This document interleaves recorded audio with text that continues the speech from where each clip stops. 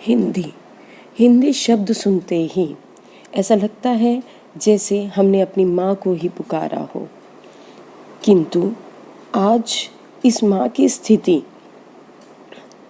को हमें फिर से सुधारना होगा, सर्वोच्च वो बनाना होगा, क्योंकि आज आधुनिक युग में अंधाधुंध दौड़ के कारण हमारी हिंदी भाषा कहीं पीछे छूट गई है। तो हमने इससे पहले एक जो वीडियो बनाया है उसमें आपको वर्णमाला के प्रत्येक वर्ण का उच्चारण किस प्रकार करना चाहिए और कहाँ से करना चाहिए इसका वर्णन किया है।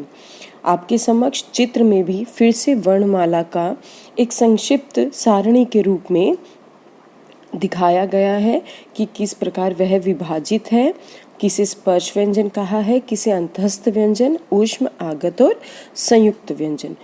कुल हमारी जो वर्णमाला है उसमें वर्णों की संख्या कितनी है? 52। इसमें सभी प्रकार के स्वर और व्यंजन आकर समाहित होते हैं। अब वर्णमाला की आवश्यकता हमें क्यों पड़ती है?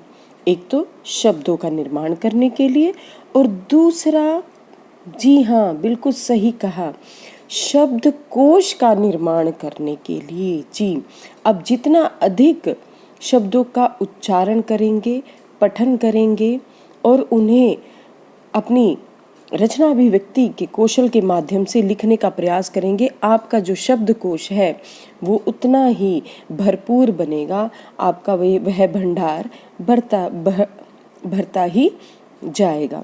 तो इस प्रकार वर्णमाला को समझने का मुख्य कारण है अपने शब्दकोश को बढ़ाना, और उसका सही उच्चारण ही हमें उसकी शुद्ध वर्तनी करने में मदद करता है, और दूसरा हमें नए नए शब्दों का निर्माण करना भी सिखाता है।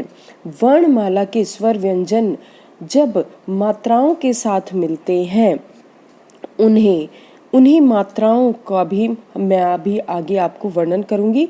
आपको उससे पता चल जाएगा कि एक ही वर्ण से हम कितने अन्य वर्ण मात्रा के साथ बना सकते हैं, और उन्हीं मात्राओं को समझकर सही वर्तनी लिखकर हम अपने शब्दकोश का निर्माण करते हैं।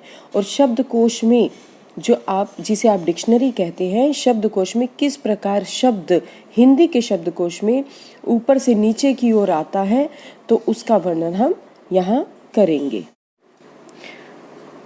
तो उसका वर्णन किया गया है।